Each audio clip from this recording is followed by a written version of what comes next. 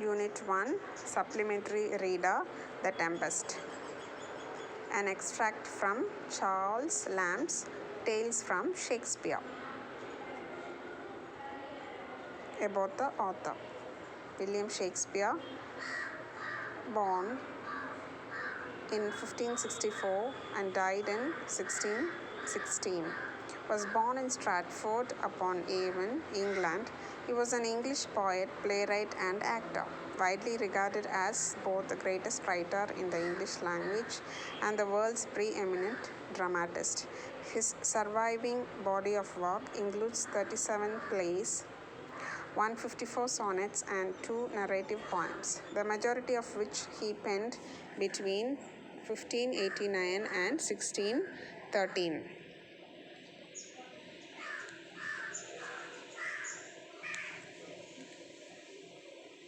The Tempest, an extract from Charles Lamb's Tales from Shakespeare.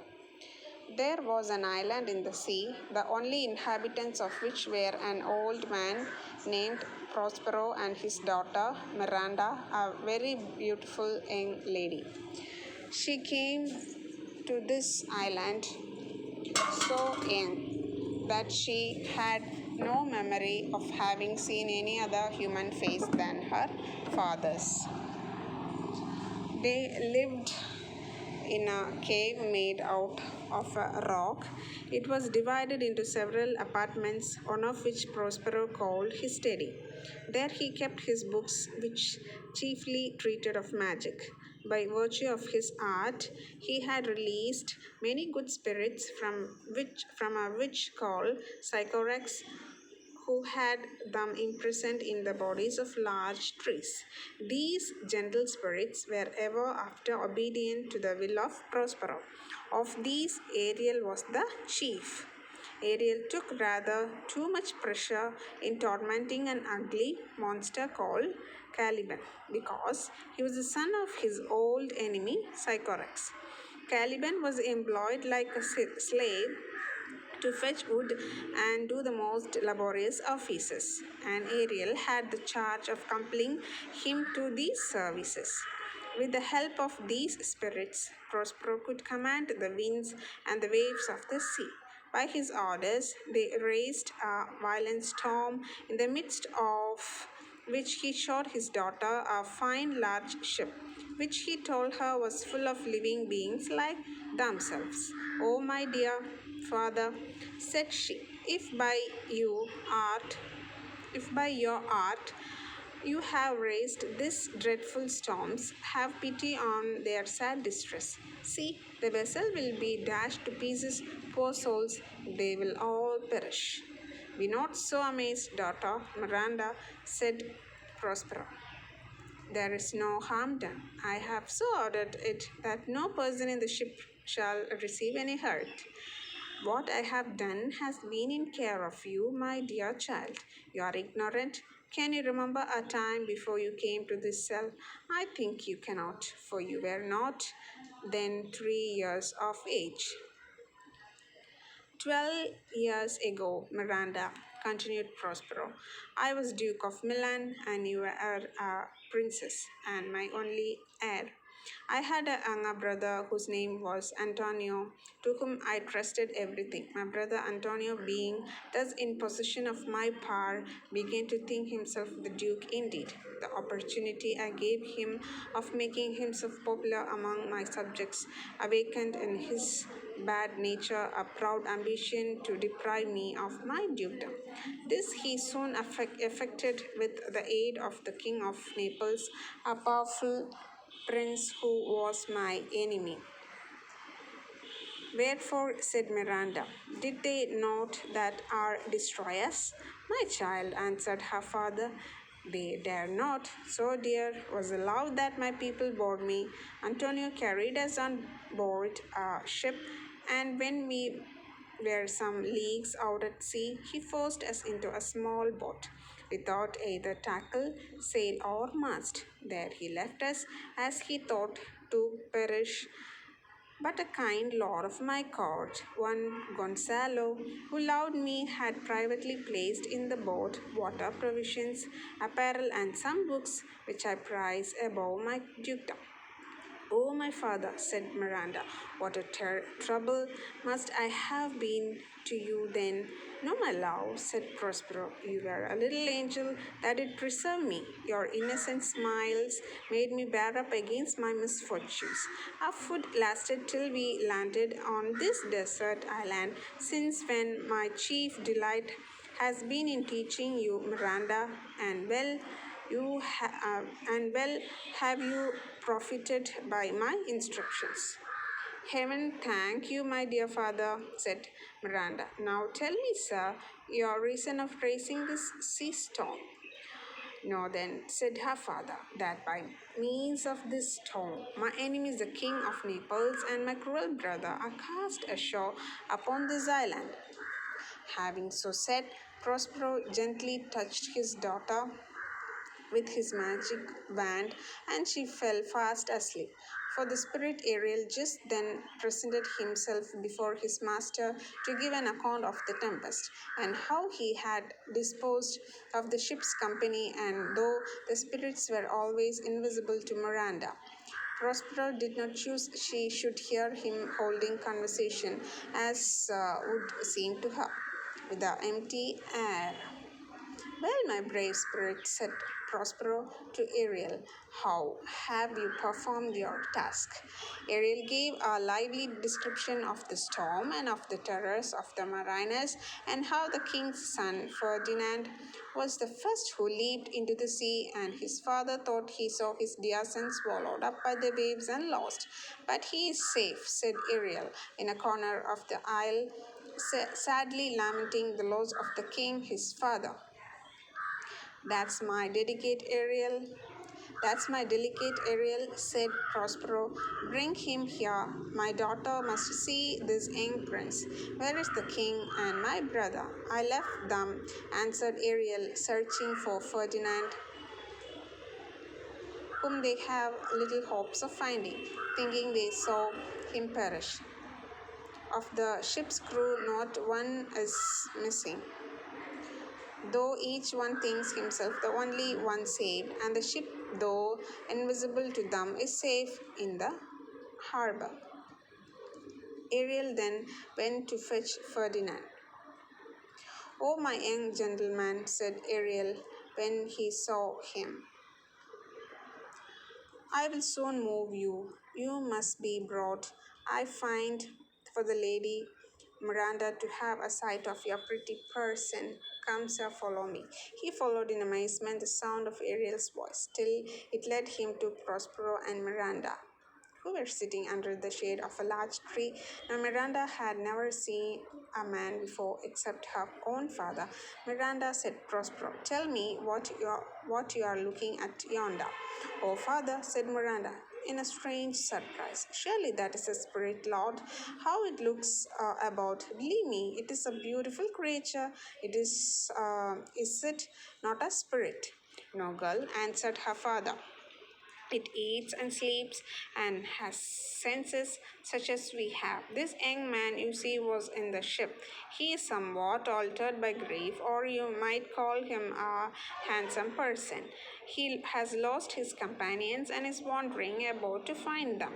Miranda, who thought all men had grave faces and grave beards like her father, was delighted with the appearance of this beautiful young prince, and Ferdinand, seeing such a lovely lady in this desert place, and from the strange sounds he had heard, expecting nothing but wonders, thought he was upon an enchanted island, and that Miranda was the goddess of the place, and as such he began to address her. She timidly answered, she was no goddess but a simple maid, and was going to give him an account of herself when Prospero interrupted her. He was well pleased to find they admired each other, but to try Ferdinand's constancy, he resolved to throw some difficulties in their way. Therefore, advancing forward, he addressed the prince with stern air, telling him he came to the island as a spy to take it from him who was the lord of it. Follow me, said he. I'll tie your neck and feet together. You shall drink seawater, shellfish, withered roots, and husks of acorns shall be your food. No, said Ferdinand, I will resist this, and drew his sword. But Prospero, waving his magic wand, fixed him to the spot where he stood, so that he had no power to move. Miranda hung upon her father, saying, Why are you so ungentle? Have pity, sir. I will be his surety. This is the second man I ever saw, and to me he seems a true one. Silence, said the father. One word more will make me chide you, girl. What, an advocate for an impostor? You think there are no more such fine men, having seen only him and Caliban? This he said to prove his daughter's constancy. And she replied, My affections are most humble.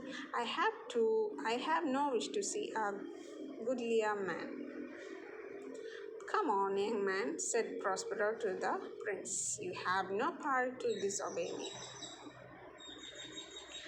Prospero had commanded Ferdinand to pile up some heavy logs of wood. King's sons, not being much used to laborious work, Miranda soon after found him almost dying with fatigue. Alas, said she, do not work so hard. My father is at his studies. He is safe for these 3 hours. Pray, rest yourself. Oh, my dear lady, said Ferdinand, I dare not. I must finish my task before I take my rest. If you will sit down, said Miranda, I will carry your logs the while. But this Ferdinand would by no means agree to. Prospero, who had enjoined Ferdinand this task merely as a trial of his love, was not at his books as his daughter supposed, but he was standing by them, invisible, to overhear what they said. Ferdinand inquired her name, which she told, saying it was against her father's express command she did so. And then Ferdinand, in a fine long speech, told the innocent Miranda he was heir to the crown of Naples and that she should be his queen. Prospero then appeared before them. Fear nothing, my child, said he. I have overheard and approve of all you have said. And Ferdinand, if I have too severely used you, I'll make you rich amends by giving you my daughter. All your vexations were but trials of your love, and you have nobly stood the test. Then, as my gift, take my daughter. When Prospero left them, he called his spirit Ariel, who quickly appeared before him, eager to relate what he had done with Prospero's brother and the king of Naples. Ariel said he had left them almost out of their senses with fear at the strange things he had caused them to see and hear. When fatigued with wandering about and famished for want of food, he had suddenly set before them a delicious banquet, and then, just as they were going to eat, he appeared visible before them in the shape of a harpy, a voracious monster with wings, and the feast vanished away. Then, to their utter amazement, this seeming harpy spoke to them, reminding them of their cruelty in driving Prospero from his dukedom and leaving him and his infant daughter to perish in the sea, saying that for this cause these terrors were suffered to afflict them. The king of Naples and Antonio, the false brother, repented the injustice they had done to Prospero. Then bring them here, Ariel, said Prospero. Ariel soon returned with the king, Antonio, and old Gonzalo. This Gonzalo was the same who had so kindly provided Prospero formerly with books and provisions when his wicked brother left him as he thought to perish in an open boat in the sea. Grief and terror had so stupefied their senses that they did not know Prospero. He first discovered himself to the good old Gonzalo, calling him the preserver of his life, and then his brother, and the king knew that he was the injured Prospero. Antonio, with tears and sad words of sorrow and true repentance, implored his brother's forgiveness, and Prospero forgave them. And upon their engaging to restore his dukedom, he said to the king of Naples, I have a gift in store for you too. And opening a door, showed him his son Ferdinand playing chess with Miranda. Nothing could exceed the joy of his father and the son at this unexpected meeting, for they each thought the other drowned in the storm. The king of Naples was almost as much astonished at the beauty and excellent graces of the young Miranda as his son had been. Who is this maid? Said he. She is the daughter to this Prospero, who is the famous Duke of Milan, of whose renown I have heard so much, but never saw him till now. Of him I have received a new life. He has made himself to me a second father, giving me this dear lady, said Ferdinand. No more of that, said Prospero. Let us not remember our troubles past, since they so happily have ended. And then Prospero embraced his brother and again assured him of his forgiveness. Prospero now told them that their ship was safe in the harbor and the sailors all on board her, and that he and his daughter would accompany them home the next morning. Before Prospero left the island, he dismissed Ariel from his service to the great joy of that lively little spirit.